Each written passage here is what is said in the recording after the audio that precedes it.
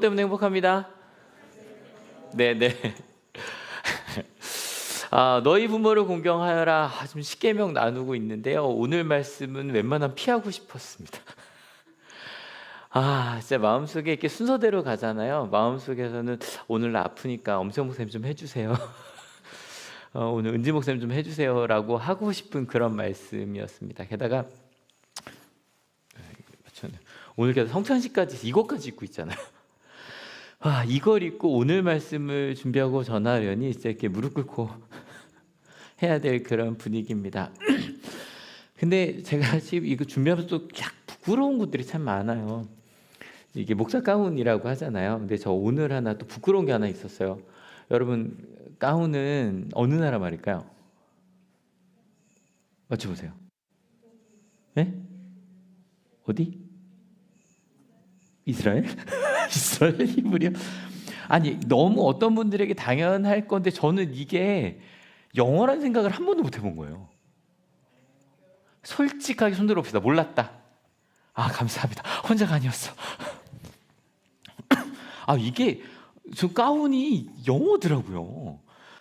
그래서 이제 지난주 목요일 날 여기 부장님도 계시지만 애들이 졸업 촬영을 했단 말이에요. 제가 좀 비슷한 걸로 그렸는데 비슷하죠. 그래서 비슷한 거 애들 이런 거 입고 찍었고 여기도 이제 학교 막까지 있었는데 그 생각을 해봤어요. 왜 졸업식 때 가운을 입을까? 뭐 당연하게 실은 학사 가운이에요, 그죠? 학사 가운이에요. 근데 우리 애들은 학사는 아닌데 이걸 입는단 말이에요. 저도 유치원 때 찍은 사진이 있더라고요. 근데 왜 이걸 입을까 찾아봤어요. 찾아보다 보니까 가운을 입는 이유가 이것 때문이래요. 특별한 사람이어서 아니에요. 여러분, 우리는 특별한 날 입잖아요, 그죠? 나는 고등학교 졸업을 해, 난 대학교 졸업을 해, 난 석사야, 박사야. 저도 제가 혹시 이걸 입고 있는 것도 내가 엄청난 사람이어서가 아니에요. 가운을 입는 이유는 딱 하나래요. 학문 앞에서 모든 사람이 평등하기 때문이래요. 그래서 공부할 때는 이렇게 쓰면 이 목사 가운도 사라지죠. 이것도 사라지죠. 그래서 이게 원래 중세시대 사제들의 외출복이래요. 그러니까 원래 사제들이 한 가지 옷을 입는 건 이 옷 저 옷을 입으려면 이제 정신도 없고 하니까 그냥 무조건 하나만 그냥 입고 다녔고요. 그거를 다 똑같이 입혔어요. 왜냐면 그 당시 대학은, 중세시대 대학은 제일 많은 게 목회자들이었으니까, 그죠? 사제들, 수도사들이었거든요. 신분이나 직업이 솔직히 옷에 드러나요, 안 드러나요? 드러나요. 그거를 가리는 게 이거라는 거예요. 실은 성가대도 가운 입고 있잖아요. 근데 성가대 가끔 말씀드린 적이 있는데 성가대 가운도 막 어느 순간인가 이런 옷들이 어떤 권위를 드러내는 것 같은, 그래서 그런 생각 할 수 있죠, 그죠? 90년대 즈음에 막 이런 거 권위를 좀 깨보자라고 하면서 성가대 가운을 없앴었어요, 어떤 교회들이. 근데 실 얼마 지나지 다시 가운을 입혔어요. 왜일까요? 가운을 벗었더니 옷이 비교되기 시작을 하는 거예요. 이게 온누리교회 얘기인데 큰 서빙고동에 있는 온누리교회에서 다 실은 부자들도 많고 하는 거 아니에요?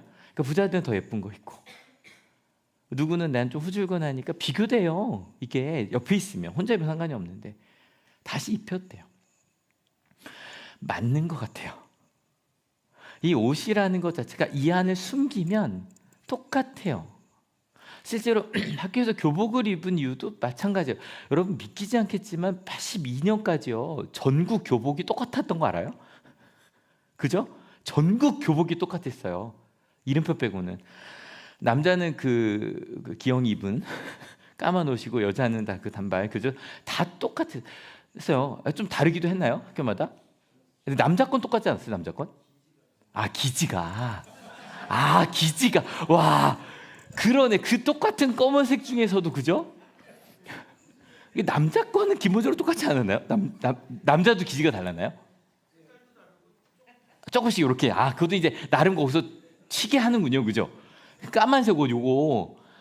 제가 이걸 왜 하냐면 제가 교복 자율화를 경험했던 사람이에요. 제가 중학교 졸업식인데, 초등학교 아니에요? 중학교예요. 중학교 졸업시대인데 그냥 사복 입었잖아요. 그리고 나서 고등학교를 갔는데 왠지 83년에 교복자유화가 됐거든요. 제가 90년도에 딱 고등학교를 가자마자 갑자기 교복을 입으라는 거예요.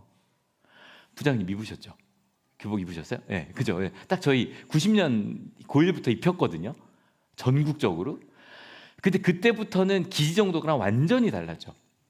다 달랐습니다. 죄송해요. 다 달랐습니다. 완전히 다 다른 옷을 입혔습니다.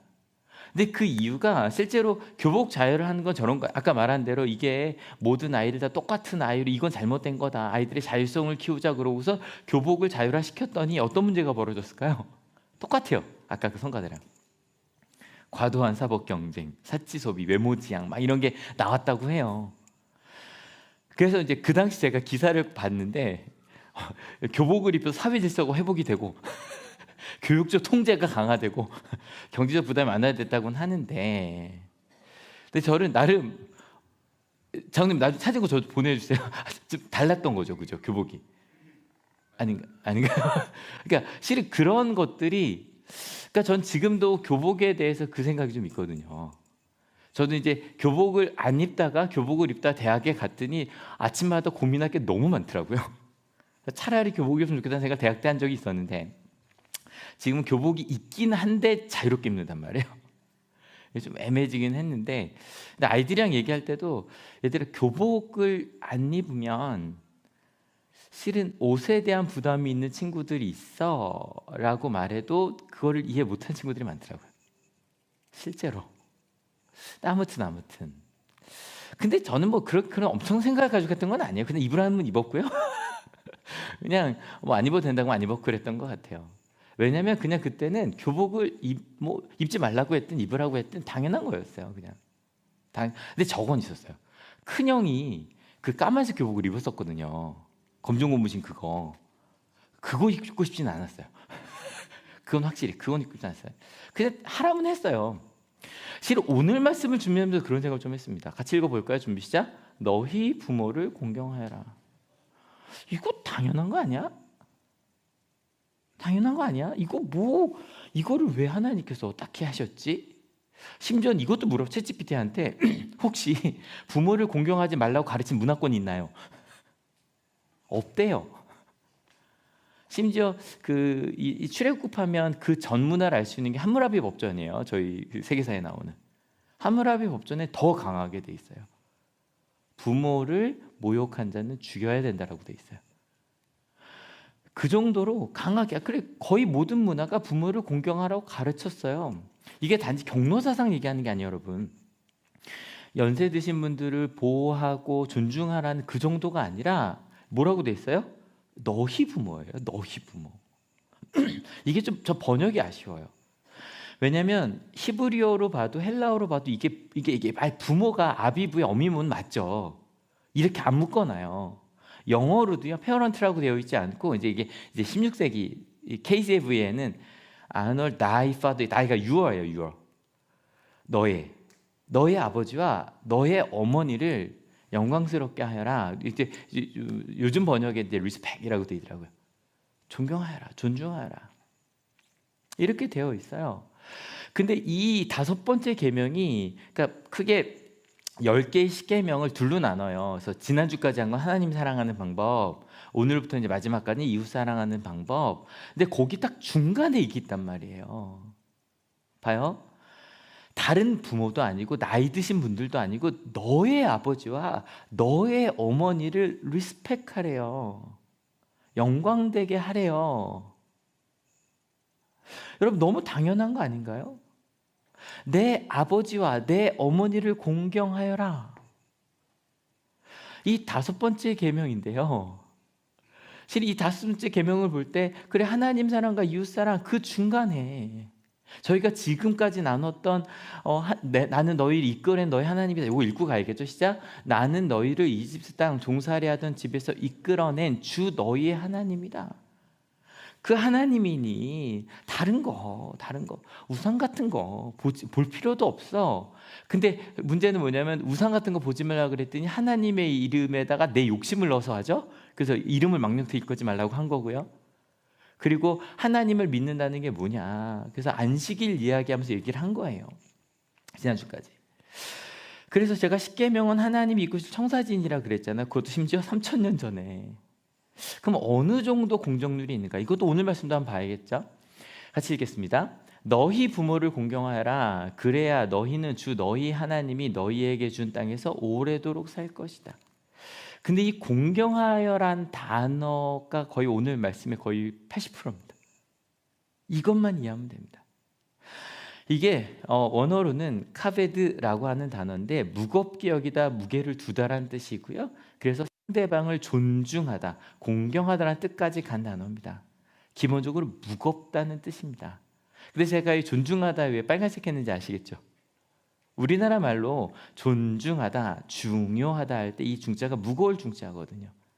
이게 한자가 만들어질 때 요거 자인데 여기 이게 흑토자죠. 흙 위에 사람이 무거운 짐을 들고 가는 그런 걸 형상한 게 이 무거울 중자랍니다.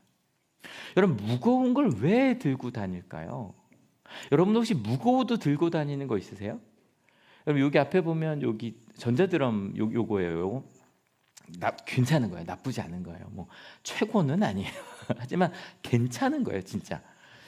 근데 실은 요거 전에 요게 있었어요. 요것도 저희가 2016년 살 때 와 대박 드디어 이런 걸 사다니 막 너무너무 기뻐하면서 샀던 게 이거거든요. 근데 이제 이걸 사게 되면서 이걸 평안간에 두게 됐죠. 그러니까 그 전까지는 예배 때마다 요거를 들고 다녔어요. 가볍죠? 보이시잖아요. 근데 이렇게 두 개를 만들어 줬는데 요즘도 가끔 어떤 애들이 이걸 들고 평안간으로 가요. 예배 때. 그래서 안 돼, 아니요, 잘 돼요. 근데 왜 들고 가? 이 소리가 더 좋아서요. 그러니까 걔한테는 제 길이도 보면 다 똑같아요. 다 바꿔줬는데도 걔한테는 이게 더 소리가 좋으니 내가 연주할 때 예배를 더 잘하기 위해서 무겁더라도 이걸 들고 가는 거예요. 이해가 되세요? 여러분 같으면 들고 가실래요? 그냥 있는 거 쓰실래요? 이게 무슨 얘기를 하는 거냐면 내가 중요하게 생각하는 게 사람마다 같아 다르다? 달라요. 그게 중요하면 들고 갈 수도 있는 거예요. 여러분 혹시 제 가방 보셨어요? 저 맨날 이거 들고 다니잖아요.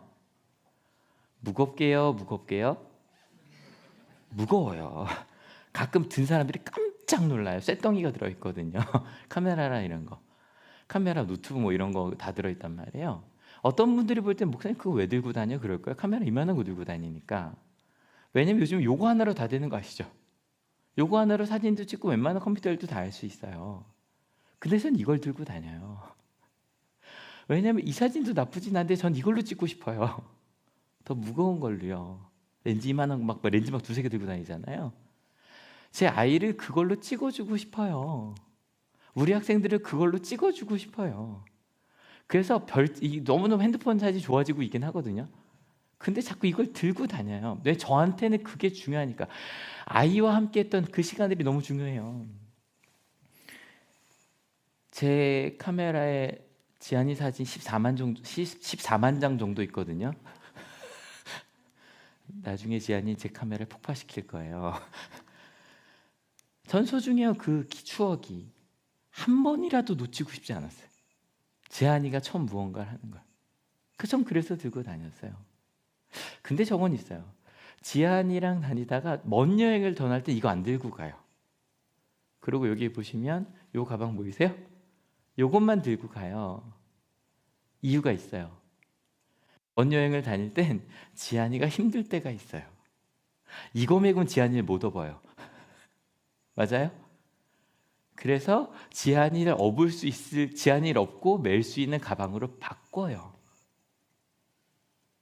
그래서 요즘 그런 거 있어요. What's in my bag이라 그래서 내 가방에 뭐가 들어있는가.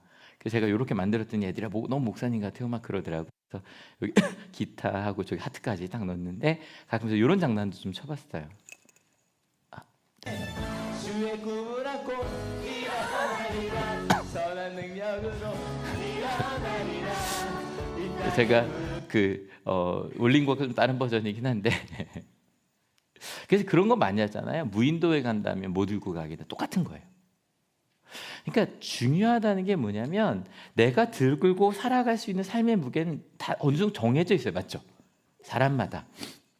예, 조금 더 무거운 짐을 들 수 있는 사람도 있는 것 같고요. 똑같은 무게도 더 무거워 쓰러지는 사람도 있는 것 같아요. 저는 그래서 아이들이 목사님 왜 공부해요라고 물을 때 더 많은 걸 질 수 있으면 더 많은 사람을 도울 수 있거든요. 내 거 지는 정도가 아니라. 그래서 저는 공부를 한다고 일단 알려주는데 어쨌건 이건 정해져 있기 때문에 때로는 가져가려면 뭔가를 빼야 돼요. 근데 이게 그냥 나이 먹으면서 내가 더 많은 것들 하면서 뭘 뺏는 정도가 아니라 여러분 나이가 우리 학생들 알죠? 여러분 엄마 아빠는 어제보다 하루 더 늙으셨어요. 나는 똑같은지 자꾸 뺄 게 늘어요. 그죠? 자꾸 뺄 게 늘어요. 그래서 이때 우리에게 묻는 거예요. 실은 이 예배 시간도 마찬가지죠. 여러분 이 예배 시간에 오려고 해도요. 어떤 분들에게는 이 시간이 쉴 수 있는 시간일 수도 있어요. 그죠? 하지만 어떤 분들은 이 자리를 와요. 왜냐하면 지난주 말씀드렸던 것처럼 안식일이란 하나님의 나라를 기억하는 거예요. 좀 이따 한 번 더 정리할 거니까. 두 번째, 그리고 그 날을 거룩하게 지키는 거예요. 나는 7일에 한 번은 모든 사람이 쉬는 그런 거룩한 날을 나는 있잖아. 그런 하나님의 날을 꿈꿀 거야. 플러스죠, 그죠? 미래를 꿈꿔요. 그러다 보니 모르죠. 딴 사람들은 쉴 수 있는 시간이고 저 그거 기억하세요. 그 놀토가 없어지면서 아예 토일이 다 쉬게 되는 때가 있었잖아요. 그죠? 완전히 주월제가 전반적으로 시작했을 때 그때 교회가 되게 두려워했어요. 다 놀러 가면 어쩌지? 막 그거 말 엄청 나왔어요. 근데 그것과 상관없이 내가 결정하는 거예요. 그래서 지난주 이제 말씀 나누고 마음 나누기를 하는데 이제 안식일에 어떻게 생각했냐 이랬더니 이거 청소년부 거였어요. 하나님과 예수님께 오롯이 집중할 수 있는 시간이다. 이게 청소년부 얘기였어요. 그다음에 또 지쳤던 마음을 회복하고 예배하는 모습을 보며 기쁨을 얻는 시간이라 했는데 이 친구는 아동부 교사 같이 하고 있거든요. 그래서 오히려 힘들긴 했는데 아이들이 예배하는 모습을 자기는 오히려 기쁨을 얻는다. 플러스도 있죠. 반대도 있어요. 이것도 청소년부였는데 자기 자꾸 일요일에 뭔가 자꾸 하려고 했는데 오히려 그걸 좀 비우고 말씀에 집중하고 오히려 쉴 수 있는 시간을 가져야겠다. 또 우리 성도님 중에 한 분이 TV 좀 주일날 집중하기 좀 줄여야겠다. 여러분 이런 결정을 그러니까 4계명이 두 가지가 있었잖아요. 안식일을 기억하는 거예요. 모든 사람이 일주일에 하루는 쉴 수 있는 세상을 만들기 위하여. 모든 사람들이 학생들은 평일날 공부할 수 있고 일요일날 같이 쉴 수 있고 같이 예배할 수 있는 그 하나님의 나라를 기억하는 게 첫 번째예요. 아멘. 그 세상을 같이 만들기 위하여 아까 우리 엄정 목사님도 기아처럼 얘기해 주시면서 여기만이 아니라 전 세계 그 얘기를 하는 이유가 뭔가 생각이 달라지는 거예요. 하나님이 만든 세상은 난 일요일날 쉴 수 있어요. 근데 못 쉬는 사람들이 있구나. 그것을 위해 내가 가야겠구나. 그걸 넘어 우리 그리스도인들은 뭐다? 그 날을 거룩하게 지키는 연습을 하는 날이에요. 거룩을 연습하는 거예요. 지난주도 해봤는데 아까도 이제 목사님이 했지만 좌우 보시면서요. 당신 때문에 행복합니다. 2명 시작. 2명 이상 시작. 빨리 연습하는 거예요. 네. 제가요 바라는 게 점점 여러분이 오시면서 혼자 있네 나 저기 가서 같이 앉아야지 이런 분들이 많아지셨으면 좋겠어요. 연습하는 거예요. 그 날을. 그래서 주일을 거룩하게 지키는 것이 아니라 주일날 우리가 평생을 살아가야 될 거룩을 연습하면서 살아가는 거예요. 그래서 인사하고 예배하고 공동체를 만드는 거예요. 그 하나님의 말씀이 가장 중요하고요. 그거를 연습하면서 가요. 그러면 내 아버지와 내 어머니를 중요하게 생각하라는 거예요. 근데 이 중요하다 아까 무겁다 그랬잖아요. 근데 그 무겁다는 그 단어가 심지어는 구약에 보면 하나님의 영광이라는 카보드라는 단어랑 어원이 똑같아요. 그냥 쓴 말 정도가 아니에요. 게다가 이건 모르셔도 돼요. 저희가 히브리어 공부 잘 안 했거든요. 근데 막 이제 다시 공부를 하고 있는데 PL형이라고요. 보통 이게 우리나라 말에는 없는 형이에요. 강조형, 뭐 명령형 이런 것 중에 PL형이라고 따라서 이게 우리나라 번역이 안 돼요. 근데 PL형이라는 게 뭐냐면 그냥 강조 정도가 아니라 이렇게 돼 있더라고요. 강도와 빈도와 의도성을 다 가진 새로운 형이에요. 그러니까 우리는 표현이 안 돼요. 그래서 어떤 거냐면 일단은 강도라는 건 이런 거예요. 그냥 나 매일 들고 다녀 그 정도가 아니라 신경을 써서 꽤 무거워요. 그 정도가 강도예요. 그 다음에 빈도는 어쩌다 한 번이 아니라 언제까지? 끝까지. 그 다음에 의도성은 내가 신경을 써야 돼요. 그 내가 의도적으로, 그래서 이렇게 번역을 했어요. 같이 읽어볼게요. 시작. 의도적으로 힘을 들여 지속적으로 끝까지 존중하라. 내 아버지와 내 어머니를요. 그래서 루터가 같이 한번 읽어볼게요. 시작. 젊은이들은 부모를 하나님의 대리자로 여기십시오. 부모가 아무리 힘없고 보잘것없으며 가난하고 무기력하고 특이하다 하더라도 하나님이 선물로 주신 분들임을 기억하고 마음에 새기십시오.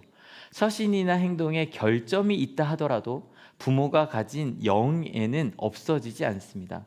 부모가 가진 인품을 보지 말고 부모의 지위를 창조하고 임명하신 하나님의 뜻을 보십시오. 너의 부모를 실은 전 특이하다가 좀 재밌긴 했거든요. 근데 이게 500년 전이잖아요.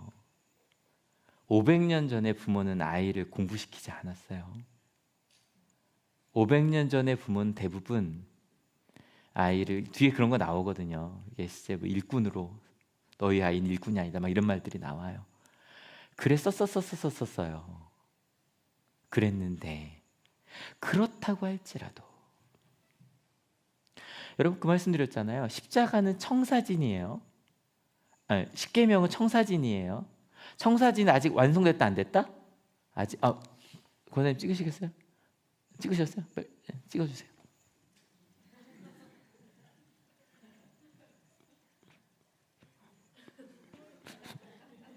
네, 찍으셨죠? 청사진은 아직 완성되지 않았어요. 완성될 설계도예요. 부모도 마찬가지예요. 일단 우리는 다 자녀니까, 그죠? 자녀가 아닌 분 계세요? 나는 혼자 존재하였다. 우리는 다 자녀예요.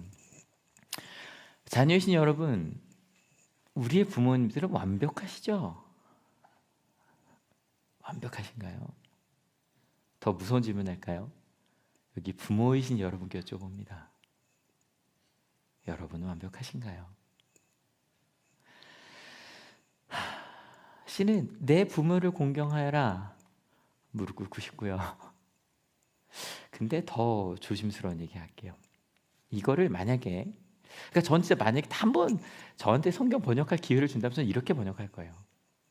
모든 성경이 이렇게 번역했으니까 모든 나라가 내 아버지와 내 어머니를 의도적으로 끝까지 존중하여라 할 때 죄송합니다. 어떤 분들의 마음속에 아빠는 빼고요, 엄마는 빼고요, 그럴 수도 있습니다. 왜냐하면 제가 학생들을 상담하다 보면 그런 얘기를 해요. 목사님, 우리 아빠는, 목사님, 우리 엄마는.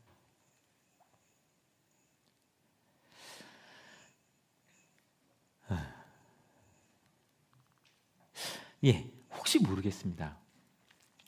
우리나라 성경을 번역한 분들이 이것 때문에 부모라고 묶었을까? 그냥 이렇게 뭉쳐가라고. 근데 하나님은 모세한테 그 말씀을 주실 때 분명히 나눠서, 그러니까 정말로 격을 다 넣어서 한 거예요. 내 아버지와 내 어머니를 공경하라고요. 이게 실은 오늘부터 읽을 십계명의 차이입니다. 저희가 지난주까지 읽었던 하나님을 사랑하여라, 하나님만 돌봐라, 하나님만 붙들어라, 여기에는 그래, 우리가 하나님을 잘 몰라서 그렇지 그래 우리 거룩을 힘쓰고 가자 할 수 있습니다. 그런데 이웃을 사랑하라는 계명을 오늘부터 시작할 건데 끊임없이 저희 마음속에서 이거 갖고 싸울 겁니다. 그 사람도, 저것도, 이것마저도. 이건 어쩔 수 없는 거잖아. 아버지와 어머니. 실은 약간 제가 설교 때 저희 아버지 어머니 얘기를 하잖아요. 그래서 목사님 너무 많이 하시는 것 같아요. 라는 얘기를 듣기도 합니다. 저도요 저희 아버지 어머니 얘기할 때 학생들이 SNS에 좋은 걸려요, 나쁜 걸려요? 좋은 걸리죠, 그죠? 다 맛있고 멋있고 좋은 데만 가는 것처럼. 저도 SNS처럼 감사한 부분들을 전합니다. 근데 제가 아버지 어머니에게 배운 게 있습니다. 뭐냐면 아시는 분들 계실 테니까 저희 아버지 어머니 이야기는요, 만약에 드라마로 만들었다면 야 작가 너무하다, 어떻게 이렇게까지 하냐 할 정도의 인생을 사신 분들입니다. 어머니가 좀 더 심하시고요, 아버지도 만만치 않고요. 저는 끊임없이 아버지 어머니를 보면서 그 말도 안 되는 상황 속에서 기도하며 노력하며 사시는 것을 봤습니다. 근데 그런 저희 아버지도 그러시더라고요. 한 20년 됐네요. 성재야, 60이 넘으니 섭섭하더라. 60이 넘으니 화도 많이 나고 그렇게 섭섭하더라, 말 한마디만 해도. 그래서 섭섭하지 않으려고 기도해, 그러시더라고요. 네, 가장 힘들고 어려운 시간에도 기도하며 걸어오신 저희 아버지의 모습을 봤습니다. 같이 아파하기도 했고 그래도 그 모습을 보여주셨기에 평생을, 아까 말씀드렸잖아요, 자꾸 뺏기가 돼요. 시간이 지나고 몸이 아프시고 마음이 아프시고 어느 순간인가 그렇게 존경하던 아버지가 생각지도 못한 모습을 보여주십니다. 근데 그 모습을 보며 어머니는 또 기도하십니다. 어떻게 해야 할까? 어떻게 사랑하며 살아갈까? 완벽하지 않습니다. 절대 완벽하지 않습니다. 부모도요 자녀에게 아프면 짜증냅니다. 맞아요? 그리고 내가 정신 있어, 이 소중한 아이한테 내가 힘들다고 저렇게 짜증을 냈어? 그러면 사랑합니다. 그렇게 모르죠? 여러분, 실은 나이 드신 분들의 꿈이죠. 아이 힘들지 않게 하고 떠나가는 거. 맞아요? 근데 저희 중에 그거 실패할 사람도 있습니다. 자녀에게 짐이 될지도 모르겠습니다. 저도요. 심지어 아이가 하나밖에 없는데도요. 그런데도 왜 하나님께서는 아버지와 어머니를 소중히 여기라고 하는 걸까? 유튜브가 되면서 참 많은 사람들이 누구나 강연을 하고요, 나를 따르라라고 이야기합니다. 그래서 정말 다 아는 것처럼 다른 사람은 다 틀렸으니 나만 따르면 돼 라고 말한 사람들이 더 많아졌습니다. 근데 저는 야, 내가 옳으니까 나를 따라와 라고 말하는 사람들 조심하라고 학생들한테 가르칩니다. 왜냐하면 이렇게 말하는 사람들은 두 가지를 모릅니다. 전에 말씀드린 적이 있는데 기억나실까요? 첫 번째, 실은 누군가 무언가 성공을 했다면 시기가 좋았던 겁니다. 맞아요? 시기가 좋았던 겁니다. 예를 들어 이번에 저희가 식수시설을 설치할, 죄송하지만 탄자니아에 태어났다면 그런 성공은 어려웠을 겁니다. 왜냐하면 여러분, 지금 우리 여기 40, 50대, 60대까지 다 인정하셔야 됩니다. 우리나라가 엄청 발전되는 시기에 대한민국을 살았습니다. 맞아요? 가장 가난할 때부터 최고의 것까지. 그래서 실제로 50대랑 60대랑 누가 더 재산이 많게요? 60대가 훨씬 많습니다. X세대인 45세부터 55세보다 60대가 거의 1.7배 많습니다, 재산이. 정말 좋은 타이밍이었기 때문에 노력하면 되는 시기에 산 겁니다. 감사할 일이죠. 맞아요? 감사할 일입니다. 이거는요. 왜냐하면 여러분 우리 아이들부터 그렇게 봐주셔야 돼요. 지금 우리 아이들은 어떤 시기다? 처음으로 부모보다 못 살 아이들입니다. 부모보다 재산이 많기 힘든 게 지금 청소년, 청년들입니다. 이건 맞는 일일 겁니다. 지금 일본처럼. 그러니 우리가 무언가 좋은 일들을 경험했다면 뭐 사람들은 타이밍이고 시기가 좋았다고 하겠지만 우리는 그걸 하나님의 은혜라고 부릅니다. 어떤 분들은 6.25를 겪었지만 성장하는 걸 봤잖아요. 저는 한올에서 23년 있으면서 제일 감사한 게 뭐냐면 한올이 되게 힘든 시간부터 그래도 인정받는 시간까지 그 과정을 경험했습니다. 그게 너무 감사하거든요. 야, 내가 다오라 라고 말하는 사람들은 이걸 모릅니다. 두 번째, 더 문제는 함께한 사람들을 기억하지도 않습니다. 혼자 잘했겠죠? 설마요. 절대 있을 수 없는 일입니다. 절대. 함께한 이들이 있었습니다. 그 1번이 누구죠? 엄마 아빠입니다.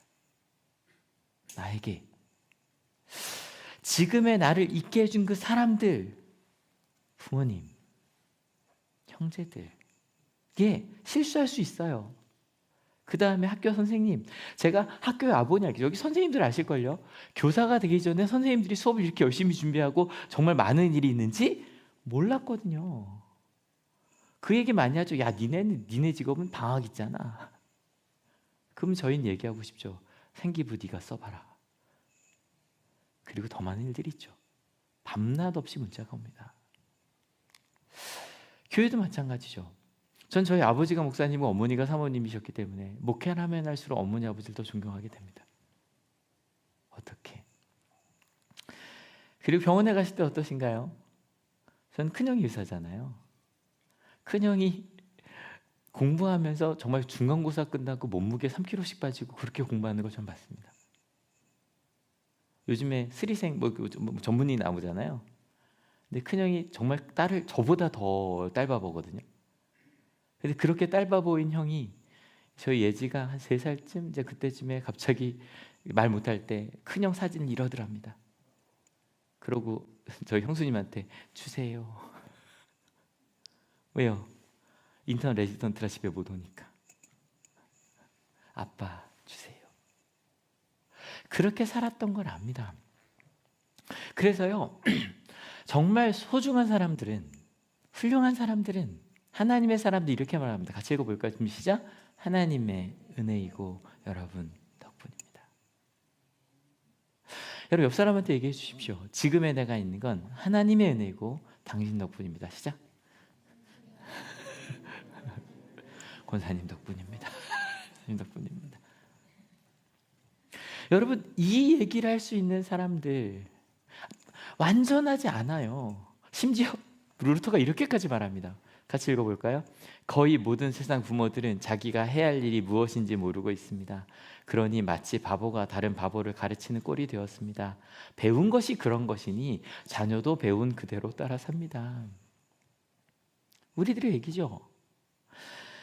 바보가 바보에게 배운 대로 혼내고요. 옛날에 당연히 뗐지 하고요. 내 마음대로 윽박 지르고요. 그러고 했습니다. 바보가 바보에게. 근데 그럼에도 불구하고 저희 어머니는 8살 때 아버지를 잃으셨습니다. 6.25 때 인민재판을 당하셨고요. 전쟁이 시작하고 5일 만에 돌아가셨습니다. 인민재판을 당하셔서 모든 사람들 앞에서. 그래서 저희 어머니는 그 상황이 견디기 힘드셔서 부잣집 마나님이셨거든요. 자식들을 버리고 도망가셨습니다. 그래서 그때부터 저희 어머니는 소녀 가장으로 살았고요. 게다가 몸에 병까지 얻으셨습니다. 그래서 저희 큰형 삼촌 큰형이 둘 다 의사가 된 게 저희 어머니 고치려고 의사가 됐거든요. 그러다 10대 후반에 하나님을 만났습니다. 어머니가 그러시더라고요. 자기는 하나님을 만나고도 하나님 아빠라 말을 못했다고. 하나님 아버지라고. 왜냐? 난 아버지가 없었으니까.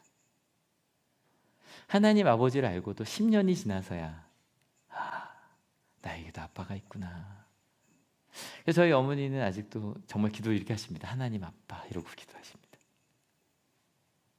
유일한 아빠시니까.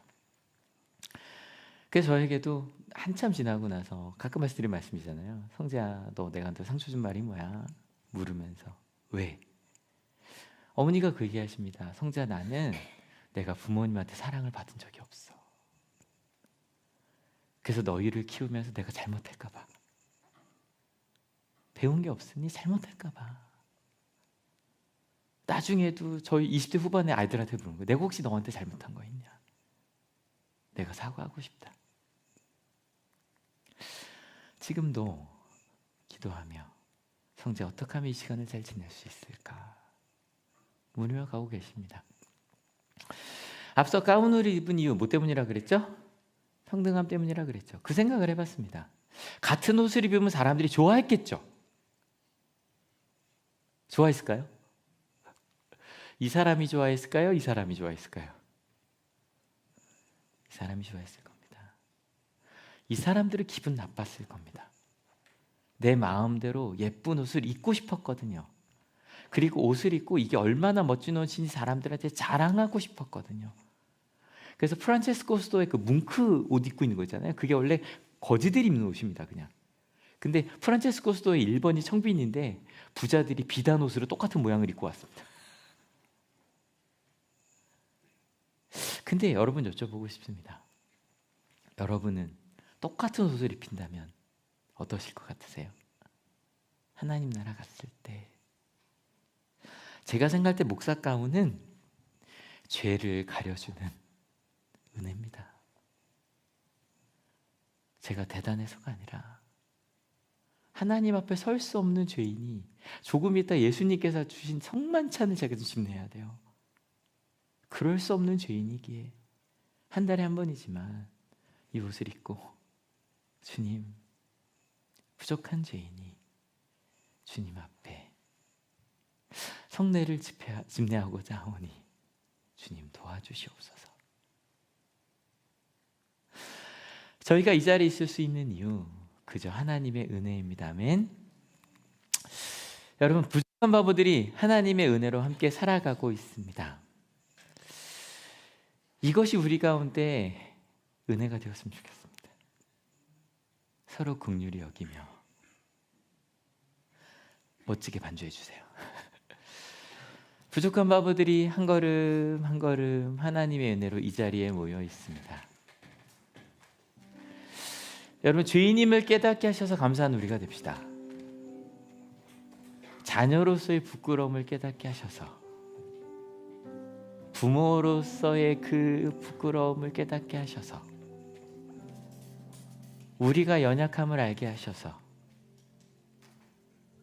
그 부끄러울 수 있어서 얼마나 감사한지요. 내가 얼마나 잘했는데 네가 어떻게 나한테 이러냐. 엄마, 딴 사람은, 딴 집은. 근데 하나님 앞에서 지금 여러분 그 가방에 하나님의 은혜와 이웃사랑을 담는 저희가 되었으면 좋겠습니다. 오늘 말씀의 제목 너희 부모를 공경하여라 였습니다. 같이 한번 읽어볼게요. 자녀되니 여러분 주 안에서 여러분의 부모에게 순종하십시오. 이것이 옳은 일입니다. 내 부모를 공경하라고 하신 계명은 약속에 달려있는 첫째 계명입니다. 내가 잘되고 땅에서 오래 살 것이다 하신 약속입니다. 그 예수님의 말씀을 따라 바울이었네요. 바울의 말씀 따라 성경 말씀을 따라 부모를 공경한 우리가 되었으면 좋겠습니다. 상상해 봅시다. 우리 부모가 혹은 그 사랑을 못 주었다고 할지라도 여러분들이 내 자녀에게 말한 그런 사랑을 하며 산다면 우리 자녀들의 인생이 좀 바뀌지 않을까요? 조금 더 나아지지 않을까요? 평생 저희 어머니는 저희 외할머니한테 한 번도 나중에 저희 어머니랑 가족들이 외할머니를 찾아갔거든요. 용서한다고. 근데 한 번도 미안하단 말을 못 들어보셨답니다. 그 이제 나중에 좀 의식이 있으실 때 약간 그 전에 엄마 어떻게 그럴 수 있어? 그랬더니 이 할머니가 그러시더래요. 네 팔자다. 그럼에도 불구하고 저희 삼형제는요, 저희 아버지 어머니가 가시는 그 복을 누리며 삽니다. 네, 혹시 또 자랑으로 들리셨다면 자랑 맞습니다. 무슨 말이냐면요, 여러분의 자녀가 그 자랑할 수 있게 해주십시오. 여러분의 자녀가 제가 하는 이 자랑을 할 수 있게 해주십시오. 힘들었지만 여러분, 하나님 끊임없이 우리에게 이 심판 얘기를 하는 게 막 하나님 보복하는 분 아니십니다. 여러분, 하나님 오히려 상처 입은 우리에게 화평과 복을 주시는 분이십니다. 아멘. 그런데 안타까운 것 같이 읽어볼까요? 모든 사람이 자기 스스로 주인이 되려 하거나 자유로운 황제가 되려 하기 때문입니다. 그렇기에 아무도 돌보지 않으려고 하고 자기 하고 싶은 충동대로 움직입니다. 그래서 하나님께서 5번째 딱 찍어두신 겁니다. 이렇게 가지 않으려면 너희는 부모와 아빠와 엄마를 사랑해야 된다고요. 그럼 부모는 어떻게 될까요? 같이 읽어볼까요? 또 아버지 되니 여러분의 자녀를 노엽게 하지 말고 주님의 훈련과 훈계로 가르치십시오. 부모에게 하는 말입니다. 같이 읽어볼까요? 그러므로 깊이 고민하십시오. 부모의 직무는 당신의 기호나 감정에 따라 해도 되고 말아도 되는 그런 것이 아닙니다. 이것은 하나님의 준엄한 계명이며 명령입니다. 당신은 하나님 앞에서 책임을 져야 됩니다. 누구에 대하여? 내 자녀에 대하여. 그리고 교육에 대해서 이렇게 말하더라고요. 좀 길지만 같이 읽어볼게요. 또한 우리는 이 계명이 가르치는 바 청소년들에게 교육하는 것이 얼마나 필요한지도 무시합니다. 우리에게는 섬세하고 능수능란한 미래의 지도자들이 필요합니다. 세상적이든 영적이든 간에 말입니다. 그렇다면 우리 자녀들이 하나님과 세상을 섬길 수 있도록 아이들을 가르치고 교육하는 일에 우리의 노력과 시간과 경비를 아끼지 말아야 합니다. 돈과 재물을 쌓는 일에만 몰두해서는 안 됩니다. 여러분, 세상적이든 영적이든 하나님과 세상을 섬기는 우리 아이들을 키워냅시다. 너희 부모를 공경하여라 말씀을 마치려고 합니다. 내 아버지와 내 어머니를 공경하여라. 같이 읽어볼게요. 의도적으로 힘을 들여 지속적으로 끝까지 존중하라. 다음 주부터 이웃사랑에 대한 얘기를 이어가려고 하는데요, 여러분의 가방 속에, 여러분의 인생 속에, 여러분의 인생의 계획 속에 하나님이 십계명이 있었으면 좋겠습니다. 부모님들께 마지막으로 여쭙니다. 여러분, 부모님 가방에 뭐가 들어있습니까?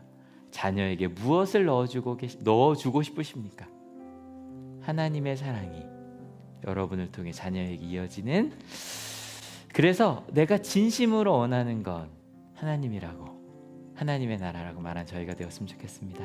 같이 기도하며 성례전을 저희가 준비하려고 합니다.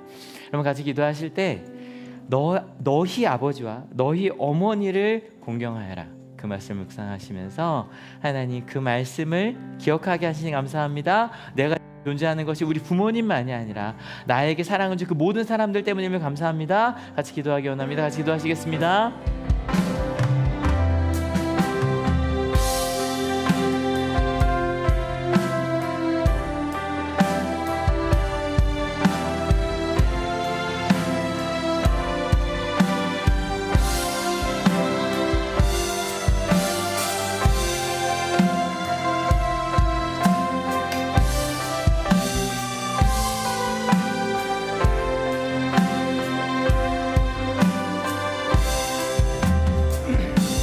하나님, 감사합니다. 우리에게 정말 바보가 바보를 가르치고 있거든요. 근데 참 신기한 건 바보가 바보를 가르치는데 그 바보가 하나님의 사랑, 생각해보니 저희보다 하나님이 더 바보시네요. 생각해보니 사랑받을 것이 하나도 없는 우리를 하나님이 너무너무 사랑하시는 바보가 되셔서 우리를 사랑해 주셨고요. 그 하나님 아버지의 사랑을 받은 우리가 배우지 못했던 사랑을 우리 자녀들에게 주기 시작했습니다. 노력하기 시작했습니다. 심지어 내가 어릴 때 너무 당연하다고 생각했던 것들도 미안하다고 몰랐다고, 그것이 너에게 상처가 되는지 몰랐다고. 그리고 또 꿈꾸기 시작합니다. 지금 여기에 계신 우리 한올교 성도님들부터 이 믿음이 시작한 세대가 있습니다. 우리 자녀 세대에게는 그 하나님의 사랑이 무엇인지, 이웃 사랑이 무엇인지 그것을 삶으로 알려주는, 힘들고 어려울 때 어떻게 하나님께서 우리와 함께 하신지를 알려주는 그 복을 내려줄 수 있겠구나. 그 또 다른 꿈을 꾸게 하시니 감사합니다. 하나님, 그리하여 기억하겠습니다. 나의 아버지와 나의 어머니, 내게 준 그 사랑을 기억하겠습니다. 그리고 무겁게 우리 가방 안에 넣습니다. 사랑하고 고백하고. 하나님, 얼마나 부끄러운지요. 이 말을 하는 제가 얼마나 부끄러운지 주님 아시죠? 부모님의 사랑을 받아 그 사랑을 나누며 살겠다고 결단하오니 주님, 그 사랑이 이어지는 저희 모두가 되게 하시고, 지금 이 자리에 들어오고 있는 우리 한올 키즈들 주님 아시죠? 우리 한올 키즈들이, 우리 한올 아이들이 그 하나님의 사랑을 받게 하여 주시옵소서. 우리 부모들로부터 그 하나님의 사랑에 충만하여 이 아이들에게 그 고백을 증거케 하여 주시옵소서. 감사합니다. 예수 그리스도 이름으로 기도했습니다.